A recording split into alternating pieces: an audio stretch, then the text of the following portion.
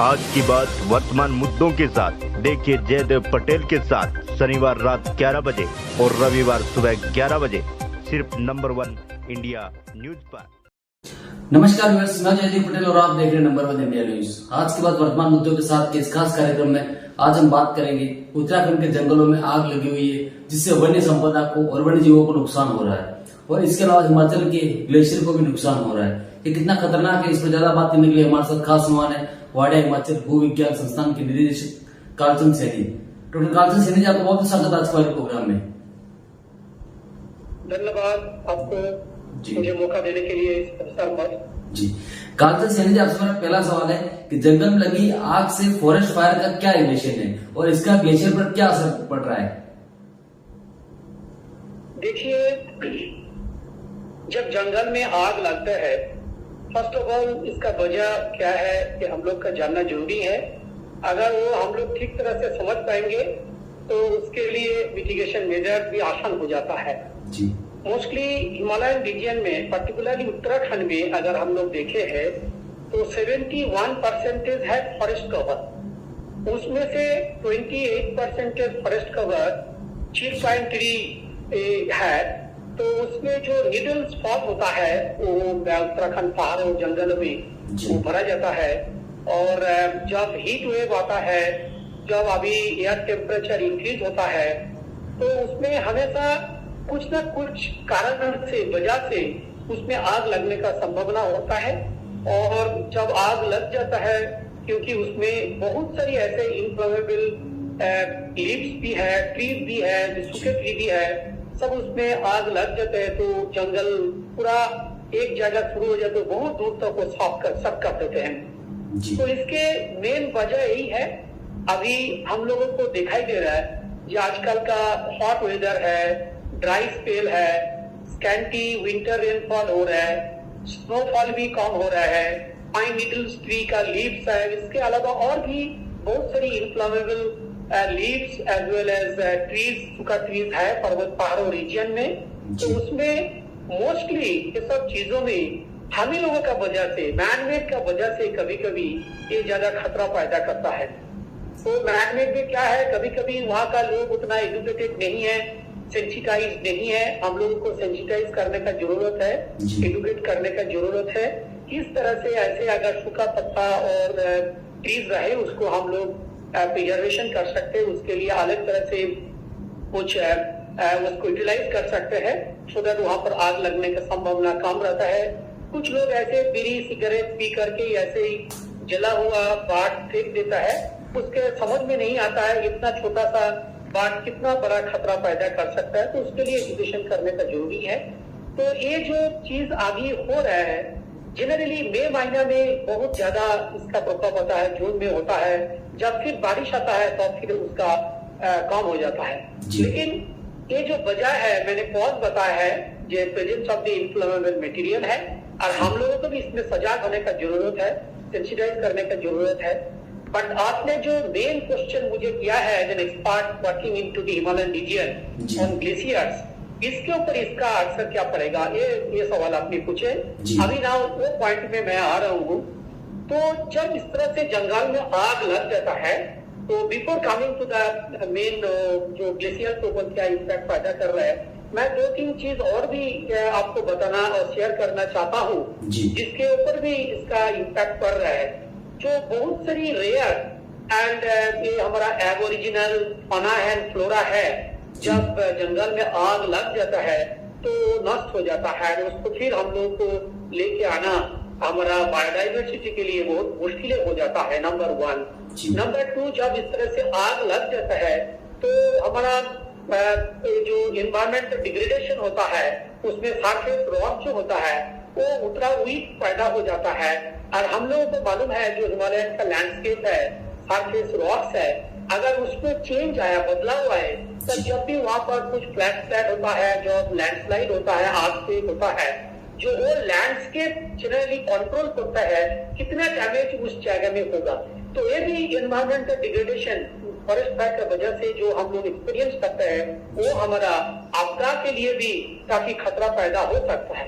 तो इसके लिए हमारा सरकार भी जिस तरह से काम कर रहे हैं, जगह जगह में जो फायर फाइटिंग और कुछ फैसिलिटीज रखने का प्रयास किए हैं। हमारा आर्मी, हमारा एयरफोर्स, वहाँ का लोकल लोग जिस तरह से इसको जब भी लग जाते हैं बुझाने के लिए काम करता है, हम इसके लिए सचमुच उन लोगों को सैल्यूट करते हैं। फिर भी हम लोगों के और भी प्रिकॉशनरी मेजर लेने का जरूरत है। अभी ना मैं डायरेक्टली आता हूँ आपका क्वेश्चन पर। सब लोग को मालूम है जो उत्तराखंड में पर्टिकुलरली 978 ग्लेशियर्स है, जो करीब करीब आपका 3550 स्क्वायर किलोमीटर एरिया कवर करके रखा हुआ है। एंड सभी को मालूम है ग्लेशियर से जो हमारा नदियां आ रहे हैं, मेन रिवर जो है गंगा, यमुना, ये सब लाइफ लाइन है। हमारा ड्रिंकिंग वाटर के लिए है, हमारा इरिगेशन के लिए है, हमारा हाइड्रोइलेक्ट्रिक पावर प्रोजेक्ट के लिए है, हमारा कुछ डोमेस्टिक यूसेज के लिए है, इंडस्ट्रियल यूसेज के लिए। तो बहुत बड़ा योगदान ग्लेशियर एंड ग्लेशियर से जो रिवर निकल के आ रहा है वो हमारे लिए देता है। तो अभी हम लोगों को ग्लेशियर का हेल्थ के बारे में ध्यान देना जरूरी है। अगर ग्लेशियर हेल्दी रहेगा तो रिवर हेल्दी रहेगा, रिवर हेल्दी रहेगा तो इतना सारी हम लोगों को फायदा होता है। Irrigation, drinking water, domestic usages, industrial use, उसके लिए भी हमारा होता है। तो जनरली जब जंगल में आग लग जाता है तो डेफिनेटली एयर का टेम्परेचर इंक्रीज हो जाता है। नंबर 1, एयर में बहुत सारी कार्बन सूट चला जाता है। नंबर 2, तो ये जो एटमॉस्फेयर में आ जाता है, एटमॉस्फेयर में एरोसोल्स और सूट पार्टिकल, तो उसका एयर टेम्परेचर इंक्रीज हो जाता है। और जब एयर टेम्परेचर इंक्रीज हो जाता है तो वो डेफिनेटली जो ग्लेशियर एंड स्नो है उसको पिघलने के लिए, क्विक पिघलने के लिए मदद करता है। अगर मान लीजिए स्नो प्रेसिपिटेशन हुआ है, हमारे वहां पर ग्लेशियर्स है, ग्लेशियर्स के ऊपर भी है, नीचे भी है, एब्लेशन जोन में भी है। तो इस तरह से एयर टेम्परेचर अगर इंक्रीज हो जाता है तो एब्लेशन जोन में आइस बहुत जल्दी मेल्ट हो जाता है। जो स्नो अकोमोडेशन रहता है, स्नो कुछ देर तक वहां पर रहना चाहिए, but because of the suits and other material aerosols in the air temperature, तो उसमें क्या होता है, जो ग्लेशियर्स है वो जल्दी थोड़ा पिघलने, और स्नो जो है जो थोड़ा देर तक रहना चाहिए था ग्लेशियर्स के हेल्थ के लिए, वो भी पिघल जाता है। तो एक फैक्टर तो एयर टेम्परेचर इंक्रीज का वजह से। दूसरा फैक्टर है इसमें से जो सूट निकाल के जाता है, कार्बन पार्टिकल जो जा रहे हैं, वो जो आपका ग्लेशियर्स के ऊपर कवर कर देते हैं, तो क्या होता है, जो रेडिएशन हो रहा था सूरज से, जो इतना तेज आ रहा था, तो बहुत ज्यादा आपका रिफ्लेक्शन हो रहा था, तो जिसको हम लोग अल्बेडो बोलते हैं। तो वो क्या होता है, because of the soot deposition और because of the some particle जो ग्लेशियर्स को और स्नो को कवर करके रखते हैं, उसमें जब हमारा रिफ्लेक्शन कम हो जाता है तो वहां पर टेम्परेचर एब्जॉर्ब हो जाता है। और टेम्परेचर एब्जॉर्ब हो जाने की वजह से ग्लेशियर भी फास्ट मेल्टिंग होने लगता है। और ग्लेशियर अगर फास्ट मेल्टिंग हो जाता है, स्नो जितना देर तक वहां पर रहना चाहिए था उसका पहले ही पिघल जाता है। तो ऐसे पिघल गया, ऐसे हमारा ग्लेशियर भी पिघल गया, तो जो लॉन्ग टर्म हम लोगों को फायदा होता है उसमें से बहुत सारी नुकसान पहुंचाते हैं। तो इसके लिए हम लोगों को जो चीज मैनमेड की वजह से हो रहा है उसको तो कम्प्लीटली हम लोगों का हाथ में है स्टॉप करने के लिए, बट जो नेचुरल प्रोसेस से हो रहा है उसको तो हम लोग ज्यादा कंट्रोल नहीं कर पाता है। लेकिन मैनमेड जो 98% वजह जो है फॉरेस्ट फायर के लिए मैनमेड रिस्पॉन्सिबल है, उसको हम लोग प्रॉपर एजुकेशन के थ्रू, प्रॉपर सेंसिटाइजेशन थ्रू, थोड़ा प्रिकॉशनरी मेजर के थ्रू और some sort of facilities fire fighting के आसपास में जगह टू जगह लोगों को रेडी रखने के लिए, पर्टिकुलरली फरवरी टू जून ये पर्टिकुलर महीना सेंसिटिव होता है ये पर्टिकुलर फेनोमेना के लिए। तो हम लोगों को इस एंगल से गवर्नमेंट की तरफ से जिस तरह से प्रयास चल रहा है, गवर्नमेंट अकेला नहीं कर, गवर्नमेंट मतलब हम लोग सब, तो साइंटिफिक फ्रेटर्निटी है, हमारा एडमिनिस्ट्रेटिव फ्रेटर्निटी है, हमारा एजुकेशनिस्ट है, हमारा एनवायरमेंटलिस्ट है, पॉलिटिशियंस है, एंड सब मिल के उसे कॉमन लोग उस जगह में रहता है, सभी में एक कोहेरेंस व्यू पैदा करने की जरूरत है कि हमारा ड्यूटी क्या है, हमारा रिस्पॉन्सिबिलिटी क्या है, सो दैट ये एनवायरमेंट को हम लोग कभी भी फॉरेस्ट फायर के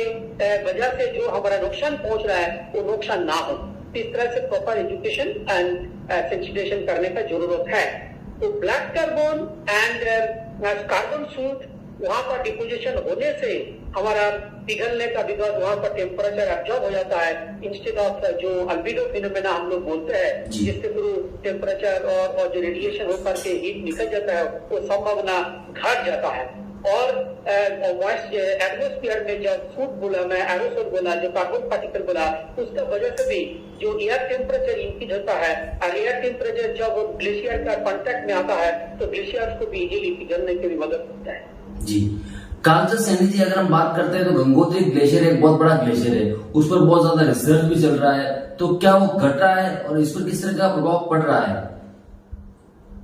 देखिए, गंगोत्री ग्लेशियर में Wadia institute of Himalayan geology बहुत सालों से स्टडी कर रहा है, एंड इस स्टडी से हम लोग अभी कंटिन्यूअसली मॉनिटर भी कर रहे हैं गंगोत्री ग्लेशियर को।